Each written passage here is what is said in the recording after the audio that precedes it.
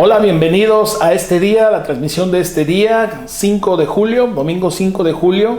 Es un gusto que estés con nosotros y un gusto poder compartir la palabra en este día. Además, hoy quiero dar también la bienvenida a parte de la familia Vida Nueva que normalmente está siguiendo nuestras transmisiones, dar un saludo muy especial a toda la familia de Cielos Abiertos. La pastora Alejandra Bojorquez nos invitó a que también formaran parte el día de hoy de esta transmisión, así que una bendición especial a todos ustedes donde quiera que se encuentren. Es un gusto poder compartir la palabra también con nuestra gran familia de Centro Cristiano Cielos Abiertos. Pues bueno, yo quisiera empezar a introducir la palabra de Dios del día de hoy.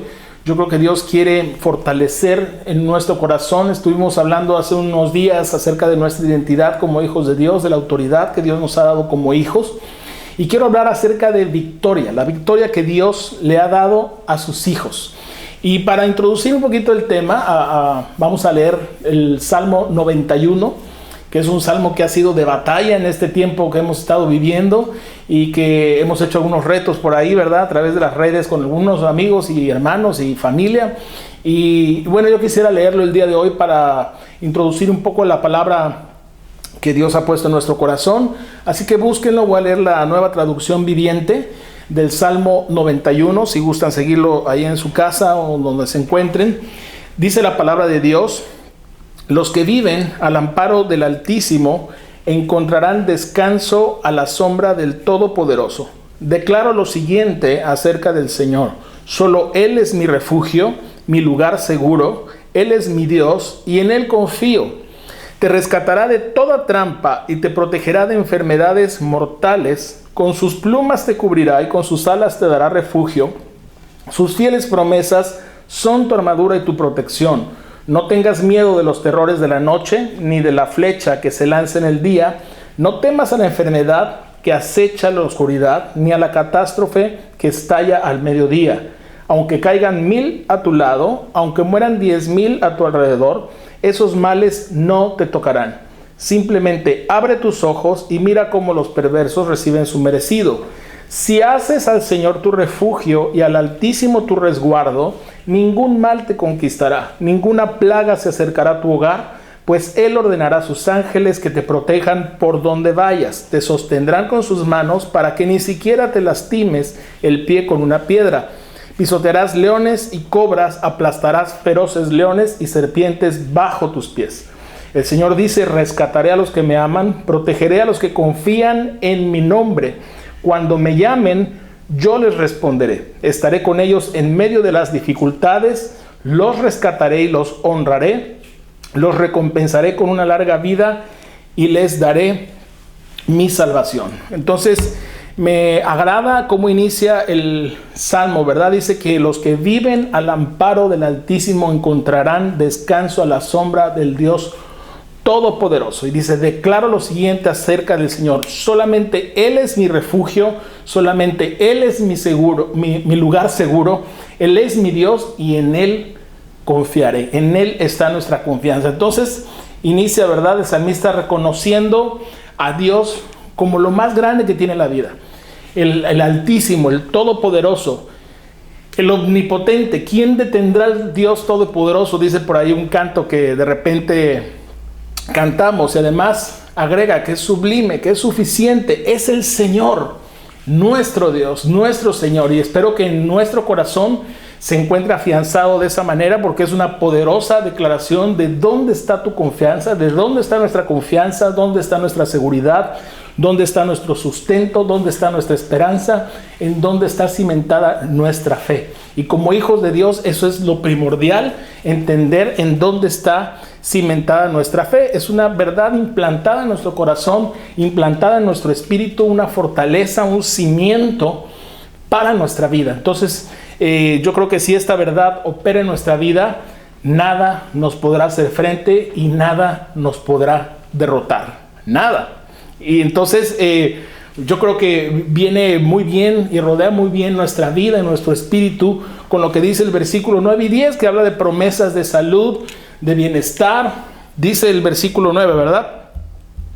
Si haces al Señor tu refugio, ningún mal te conquistará, ninguna plaga se acercará a tu hogar. Entonces, yo creo que esas promesas de salud, esas promesas de bendición, esas promesas de bienestar, son parte de lo que arropa este pasaje a nuestra vida, así como el versículo 11, que hay promesas de que hay ángeles que rodean nuestra vida, que guardan y protegen a sus hijos. Entonces, esto es increíble porque el enemigo conoce la palabra de Dios, y alguna vez veíamos el pasaje donde Jesús es tentado en el desierto, y como el enemigo dice, oye, pues la palabra dice que Él va a mandar a sus ángeles para protegerte y para guardarte, tentando su identidad como hijo.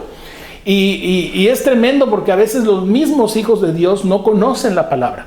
Jesús conocía la palabra y conocía a su Padre y sabía que no, porque la palabra diga que Él manda a sus ángeles, tú vas a poner en riesgo tu vida. Ahorita estamos resguardados en casa o en donde tú te encuentres, ¿verdad?, con tu familia. Y no por decir, pues si Dios va a mandar a sus ángeles, yo voy a salir a exponerme ahí a toda esta situación de enfermedad que hay. No, dice la palabra, ¿verdad?, que seamos sabios y entendidos y que pongamos nuestra confianza en Dios. Pero como dijo Jesús, no tentarás al Señor tu Dios. Y el enemigo se alejó de él cuando él declaró la palabra de Dios. Entonces, qué poderoso es entender la palabra de Dios. Y qué importante es, en el versículo 13, dice la palabra, vas a pisotear leones y cobras, y vas a aplastar feroces leones y serpientes bajo tus pies. Entonces es una declaración del cielo para recordarte que el enemigo está bajo tus pies, así como ese canto de los 90 que decía, ¿verdad?, que el enemigo está bajo nuestros pies. Y bueno, termina aquí el salmista diciendo en el versículo 14 en adelante, dice, voy a rescatar a los que me aman, voy a proteger a los que confían en mi nombre. Cuando me llamen, yo les voy a responder y voy a estar con ellos en medio de las dificultades. Los rescataré y los honraré y los recompensaré con una larga vida y les daré mi salvación. Y es importante saber como hijos que cuando tú clamas, el Señor te escucha. Que cuando los hijos claman, el Señor responde. Claman los justos y el Señor oye y los libra de todas sus dificultades, dice la palabra de Dios. Entonces, si eso está cimentado en nuestro corazón, familia, no vamos a tener miedo de enfrentar cualquier cosa que venga a nuestra vida, sea una angustia, sea tribulación, sea enfermedad, sea algún problema en casa, sea algún problema con los hijos. Vamos a permanecer firmes y confiados de que el Señor responde nuestra oración. Aunque sea una situación adversa a nuestros ojos físicos, es algo que yo creo que Dios quiere mostrarnos, quiere mostrar su corazón, quiere que nuestra confianza esté bien cimentada en Él como hijos de Dios. Entonces, esto me lleva a una historia que está en Daniel 3, y es una historia bien hermosa donde el rey Nabucodonosor, ahorita vamos a ver una parte de esa palabra que está en Daniel 3, pero ahí habla de que el rey Nabucodonosor hizo una estatua de oro. Voy a resumir un poquito la historia para no tener que leer todo el capítulo, pero hizo una estatua como de más de 20 metros de alto, ¿no? Una cosa terrible. Y había dado un decreto para que la gente le rindiera culto a esta estatua, para que le rindiera honores a esta estatua, y de lo contrario serían lanzados a un horno de fuego. Entonces, en la escritura de Daniel, habla obviamente de la historia de Daniel y de sus amigos, y dice que los amigos de Daniel fueron acusados por sus enemigos de que no obedecieron el decreto del rey de inclinarse a esta estatua. Ellos no le rendían culto a esta imagen, pues desobedeciendo la orden que había dado el rey Nabucodonosor. Entonces ni Daniel ni sus amigos estaban haciendo caso, digamos, de esto, porque eso sí era contrario a lo que ellos creían y a que solamente debían adorar a Dios. Y en la historia vemos en el capítulo 3, en los versículos 14 y 18, cómo fue la reacción de estos muchachos. Ellos habían sido llamados por Nabucodonosor Sadrach, Mesach y Abednego. Entonces vamos a ver versículo 14 al 18 para ver cuál fue la reacción de ellos cuando el rey se enfurece porque ellos no estaban adorando la estatua que él había puesto ahí. Dice el versículo 14, Nabucodonosor les preguntó, ¿es cierto que Sadrach, Mesach y Abednego, que ustedes se rehúsan a servir a mis dioses y a rendir culto a la estatua de oro que he levantado? les daré una oportunidad más para inclinarse y rendir culto a la estatua que he hecho cuando oigan el sonido de los instrumentos musicales. Sin embargo, si se niegan, serán inmediatamente arrojados al horno ardiente, y entonces, ¿qué Dios podrá rescatarlos de mi poder?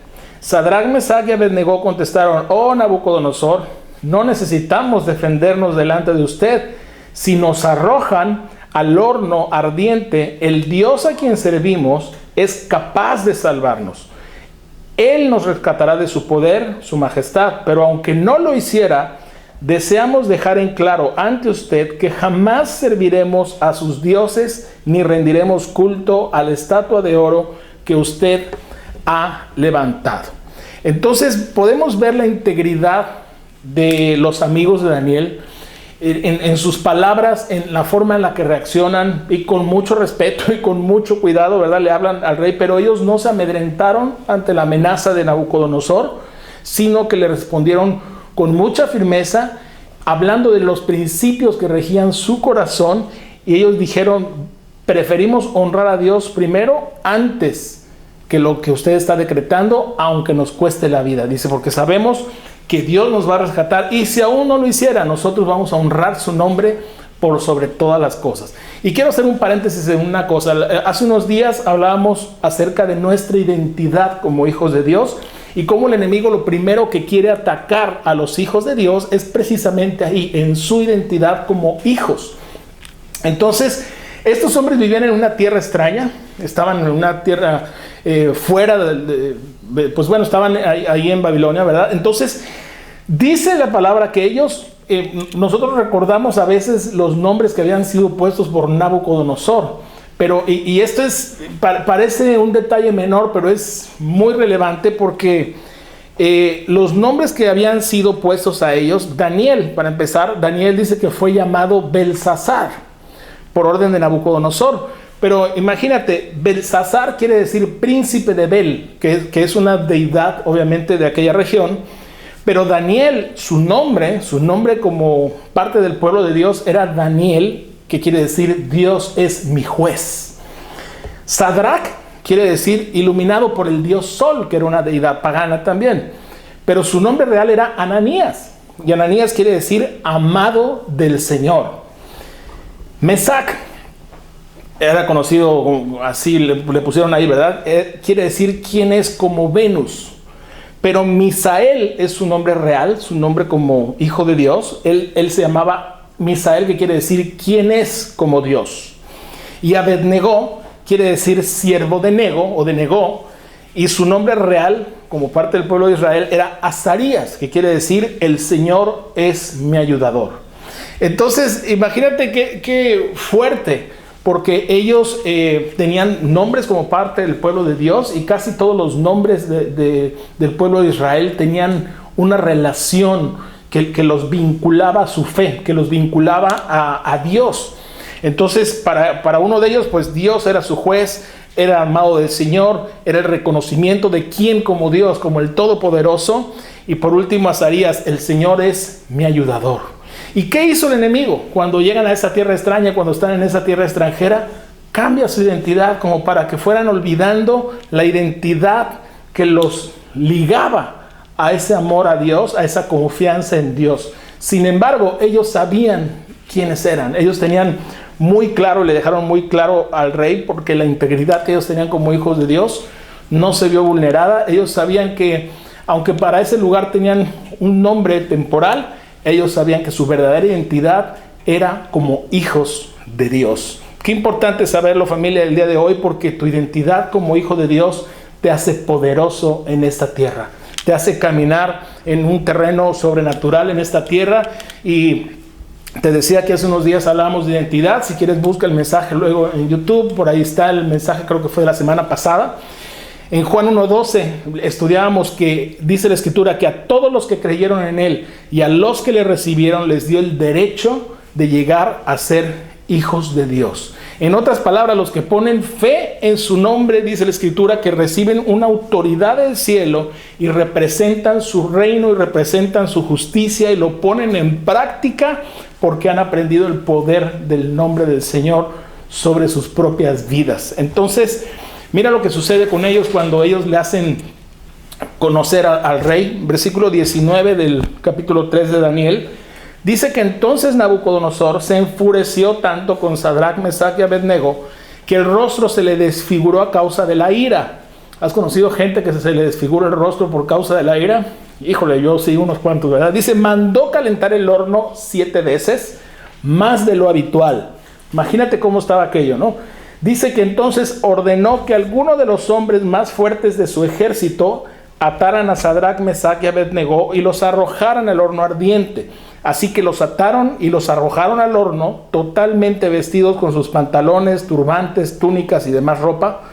Ya que el rey en su enojo había exigido que el horno estuviera bien caliente, las llamas mataron a los soldados mientras arrojaban dentro a los 3 hombres. Entonces, increíble, porque dice que ellos fueron lanzados al horno de fuego e incluso los soldados que los estaban llevando se murieron.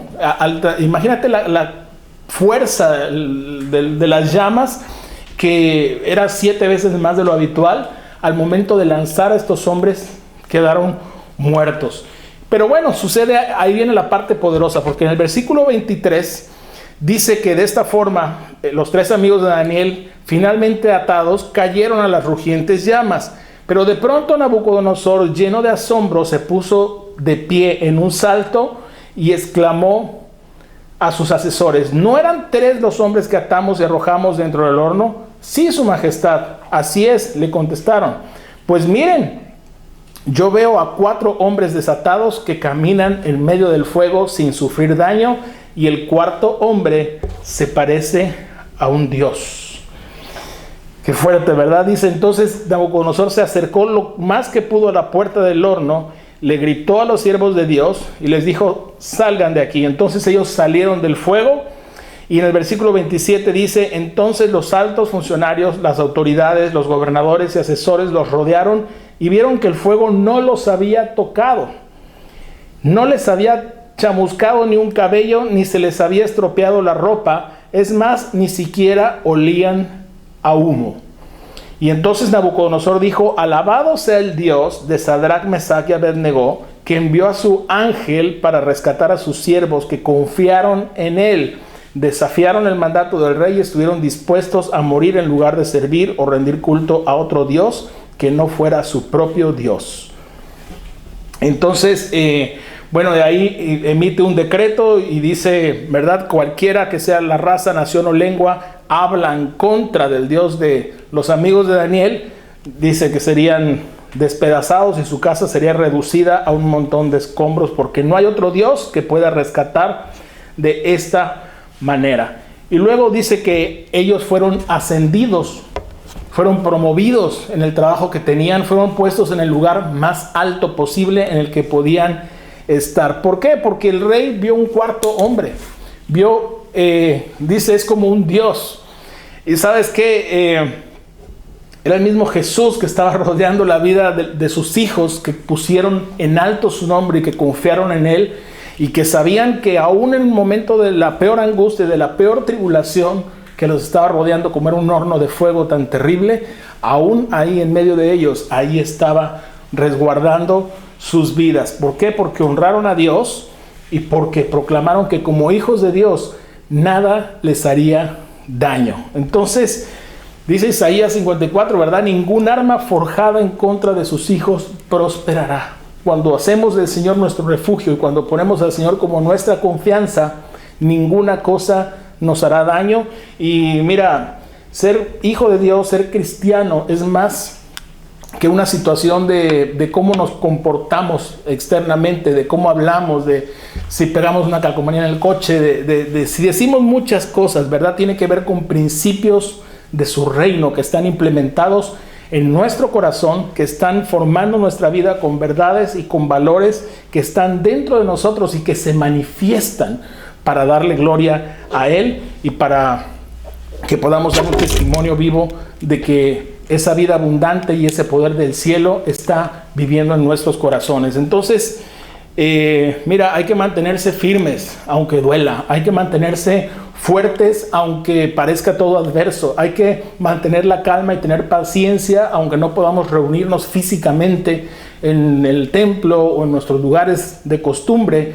Hay que mantenernos firmes y con nuestra fe firme, porque aún podemos manifestar su reino a distancia, por redes, por chats, de muchas maneras, y yo creo que podemos alcanzar a muchas personas aún en el lugar donde estamos. Entonces, permanezcamos firmes, permanezcamos fieles, como dice la Escritura, y sepamos que aún cualquier cosa que nosotros pensemos que el enemigo nos ha quitado y nos ha robado, yo creo que podemos permanecer en unidad y estar fortalecidos, y sabemos que Dios va a restaurar y va a restituir todo aquello que el enemigo nos pudo haber robado.